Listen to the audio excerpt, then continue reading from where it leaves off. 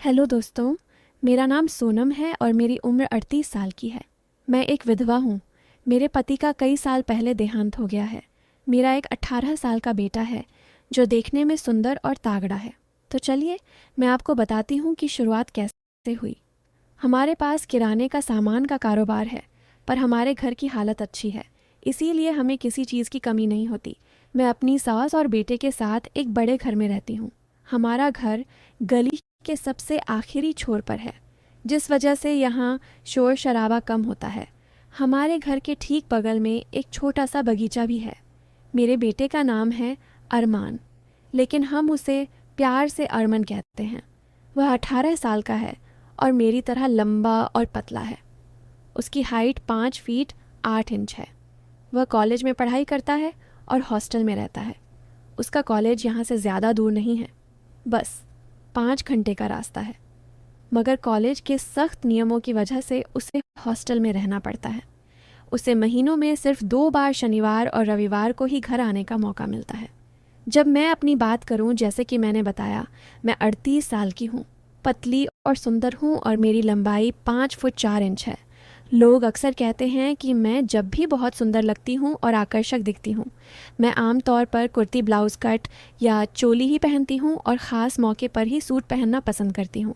जब मैं बाहर निकलती हूँ तो लोग मुझे घूरते हैं। मेरी कुछ सहेलियों ने भी यह बात मुझसे कही है। एक दिन अरमान के कॉलेज से प्रोफेसर रीता का कॉल आया। उन्होंने बताया कि मेरा बेटा बहुत समझदार और तेज़ है, लेकिन हाल ही में के दिनों में वह थोड़ा बीमार और उदास सा लग रहा है। उन्होंने सलाह दी कि मैं उसे कुछ दिनों के लिए घर बुला लूं ताकि वह थोड़ा सुकून पा सके और पढ़ाई पर फिर से ध्यान दे सके। मैंने उनकी बात मान ली और अरमान को घर ले आई। हमें दोनों शिक्षित हैं, इसलिए कभी कभी अंग्रेज़ी में भी बातें करते हैं। अरमान को घर आने के बाद कुछ दिन ऐसे ही गुजर गए। सुबह मैं अपनी दुकान पर चली जाती और अरमान कभी कभी गली के नुक्कड़ पर अपने दोस्तों से मिलने चला जाता।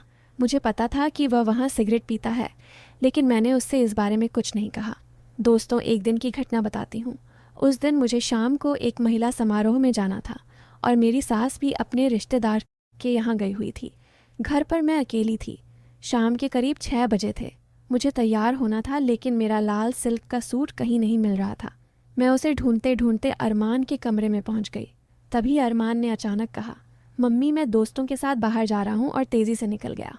मैंने भी उसे हाँ में जवाब दे दिया। फिर मैं अपनी साड़ी ढूंढने लगी। तभी मेरी नज़र अरमान के बिस्तर के नीचे पड़ी और वहाँ मुझे अपना वही लाल सिल्क सूट दिखा। मैंने सोचा यहाँ ये कैसे आया, लेकिन वह वक्त मेरे पास सोचने का समय नहीं था, क्योंकि मुझे समारोह में देर हो रही थी। मैंने जल्दी से सूट उठाए और पहनने लगी, लेकिन जैसे ही मैंने उसे पहनने मुझे कुछ अजीब सा लगा। मैंने फटाफट सलवार उतारी और देखा तो उस पर कुछ निशान था। मैं हैरान हुई कि यह क्या है। फिर मुझे एहसास हुआ कि शायद अरमान ने इसे इस्तेमाल किया होगा। मैं सोच में पड़ गई कि अरमान ऐसा क्यों कर रहा है, लेकिन उस वक्त मेरे पास वक्त नहीं था। तो मैंने वही सूट सलवार साफ करके पहन ली और निकल गई। थोड़ी देर बाद मुझे अजीब सा एहसास होने लगा। अगले दिन भी कुछ ऐसा ही हुआ। सुबह जब मैं दुकान के लिए तैयार हो रही थी, अरमान बाथरूम से जल्दी में बाहर आया और बोला, मम्मी मैं बाहर जा रहा हूँ। मैंने हाँ कह दिया और वह चला गया। मैं कपड़े बदल रही थी। तभी मेरी नज़र बाथरूम में पड़े एक कपड़े पर गई। उसे देखकर मैं हल्के से मुस्कुराई, क्योंकि अब मुझे यह सब समझ आने लगा था। फिर रविवार को मुझे अपने महिला ग्रुप के एक आयोजन में जाना था। शाम को मैं वहीं थी। अगली सुबह मैं घर आई और अरमान अपने कमरे में था। थोड़ी देर बाद वह बाहर आया और बोला, मम्मी मैं जा रहा हूँ। मैंने उसे जाने दिया। उसके जाने के बाद मैंने उसका बिस्तर ठीक करने के लिए चादर और तकिया उठाया। तभी मेरी नज़र नीचे गई और फिर वही चीज़ दिखी। अब यह सब मुझे सोचने पर मजबूर कर रहा था। मुझे अब समझ आ रहा था कि अरमान थोड़ा परेशान क्यों रहता है। शायद उसे कुछ नया एहसास हो रहा हो। हाँ, वह अब जवान हो रहा है, लेकिन मेरे कपड़े क्यों इस्तेमाल करता है, यह सवाल मेरे मन में बार बार उठ रहा था। फिर मैंने सोचा कि क्यों ना मैं जानबूझकर अपने पसंद कपड़े उसके कमरे में या आसपास छोड़ दूँ। कुछ दिनों बाद एक रविवार की दोपहर को मैंने फ़ैसला किया कि आज दुकान से जल्दी घर आ जाऊँगी, क्योंकि शाम को सास ही जाने वाली थी। मैंने दुकान की लड़कियों को कह दिया कि आज मैं जल्दी जा रही हूँ और शाम को नहीं लौटूंगी तो वह दुकान संभाल ले। शाम को मैंने कुछ नया करने का सोचा। मैं चुपके से अरमान के कमरे में गई, कपड़े बदलने, और कुछ कपड़े वहाँ जानबूझकर छोड़ दिए। यह देखने के लिए कि वह क्या करता है। फिर मैं अपने काम में व्यस्त हो गई। दोपहर में जब मैं देखी तो अरमान अपने लैपटॉप पर कुछ देख रहा था और अपना काम कर रहा था। मुझे थोड़ा अटपटा लगा, लेकिन मैंने सोचा कि वह युवा है, क्या क्या सोच सकता है, और मैं फिर अपने काम में लग गई। अब शाम के 5 बजे बज चुके थे। सास रिश्तेदार के यहाँ चली गई। घर में सिर्फ मैं और अरमान थे। इस मौके को देखकर मैंने सोचा कि आज कुछ अलग करूं। मैंने ऊपर एक ब्लाउज़ पहना और नीचे एक फिटिंग वाली सलवार। फिर शीशे में खुद को देखा। हल्की गुलाबी लिपस्टिक लगाई, माथे पर छोटी सी बिंदी सजाई और बाल खुले छोड़ दिए। सच कहूँ, मैं बहुत खूबसूरत लग रही थी। तभी अरमान आया। मुझे देखकर दंग रह गया। उसने मुझे ऊपर से नीचे तक देखा और कुछ पल तक बस मुझे देखता रहा। मैंने कहा, अरे अरमान, ऐसे क्या घूर रहा है, चाय पिएगा? अरमान ने जवाब दिया, नहीं, मैं बाहर होटल पर पी लूँगा। मैंने कहा, नहीं अरमान, ऐसा नहीं चलेगा। आज तू मेरे साथ चाय पिएगा। और हाँ, मुझे पता है तू सिगरेट पीता है। अगर पीनी है तो अपने कमरे में पी लेना।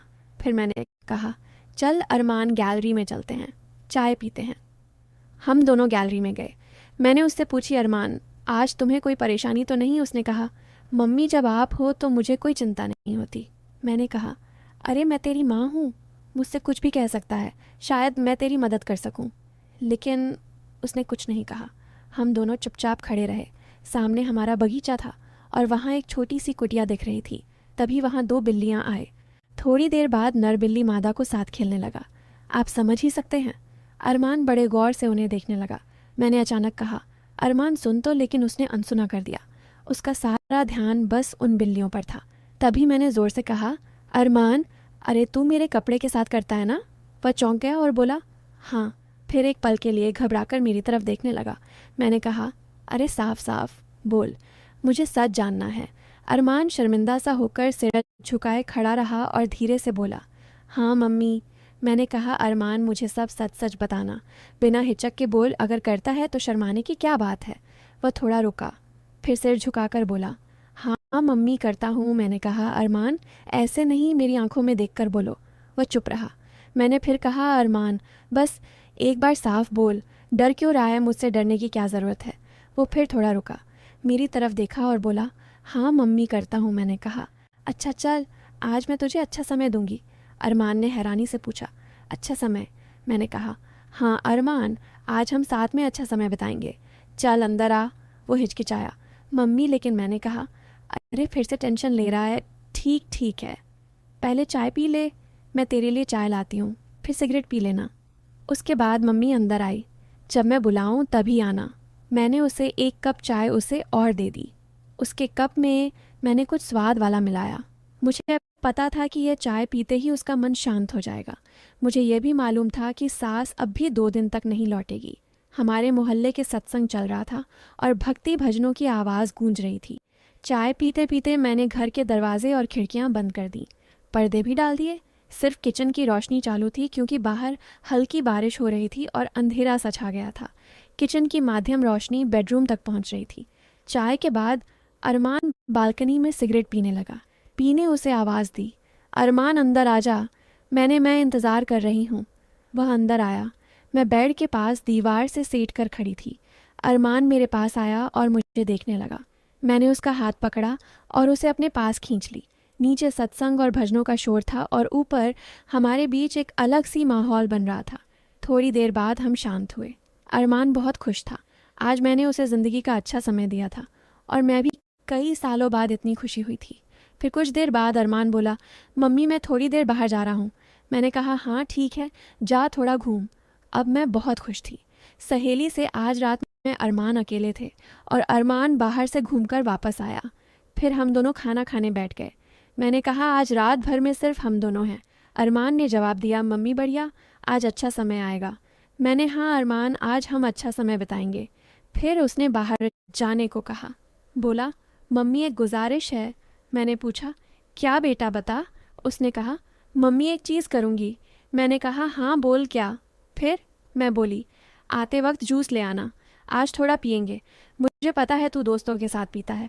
अरमान ने जवाब दिया, हाँ मम्मी ज़रूर। फिर उसने कहा, मम्मी आज भी पीना, मुझे पता है तुम भी पीती हो। मैंने कहा, हाँ अरमान, तू तो कहेगा वैसा ही होगा। फिर एक और बात बोला, मम्मी आने के बाद मैं तुम्हें एक ख़ास गाना भी सुनाऊंगा। रात हो चुकी थी, रात को 10 बजे बज गए थे। मैंने अरमान को मैसेज किया, बेटा कहाँ है? उसने जवाब दिया, मम्मी रास्ते में एक दोस्त मिल गया था इसलिए थोड़ी देर हो गई। मैंने लिखा ठीक है। उसने फिर कहा, मम्मी आज हल्का खाना खाएंगे। मैंने कहा ठीक है, जैसा तू चाहे। फिर मैं मैसेज किया, आज तू परिवार का साथ देना। उसने स्माइली भेजी। थोड़ी देर बाद वह घर आया, साथ में जूस, वाइन एंड पिया भी थी। मैंने कहा, अरमान तू पहले फ्रेश हो जा, मैं भी अभी तैयार होकर आती हूँ। मैंने कपड़े बदल के और डाइनिंग टेबल सजाई। तब तक अरमान भी आ गया। फिर हमने साथ में पीना शुरू किया। पहले जूस लिया, फिर वाइन पी। अब हम एक दूसरे को देख रहे थे। हल्की हंसी, ग्लासों की टकराई और मोमबत्ती की मध्यम रोशनी ने माहौल को खास बना दिया। शायद वाइन का नशा चल रहा था। अरमान ने मेरा हाथ पकड़ा, हल्के से दबाया और मुस्कुराते हुए बोला, तुम्हें पता है जब तुमने मुझे साथ दिया था लगा कि तुमने मुझे हमेशा के लिए अपना लिया। मैंने उसकी आंखों में देखा जहाँ कुछ अनकही बातें थीं। मैंने धीरे से कहा, अरमान तू पहले से मेरा है। इसमें कहने की क्या बात है? उसने शरारती अंदाज में कहा। लगता है मैं हवा में उड़ रहा हूँ। हम दोनों हंस पड़े। अरमान ने मुझे गले लगाया और बोला, तुम नाइटी में बहुत सुंदर लगती हो। उसने मुझे गौर से देखा और कहा, यह रात सिर्फ हमारी है। मैंने सिर झुकाया और उसे गले लगाई। मोमबत्ती की रोशनी, हल्का संगीत और हमारे दिलों की धड़कनें ही अब हमारे बीच थी।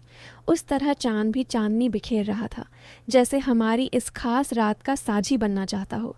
हवाएं भी हमारी चुप्पी में कुछ गुनगुना रही थीं। मैंने अरमान के कंधे पर सिर रखा और कहा, रात कभी ख़त्म ना हो।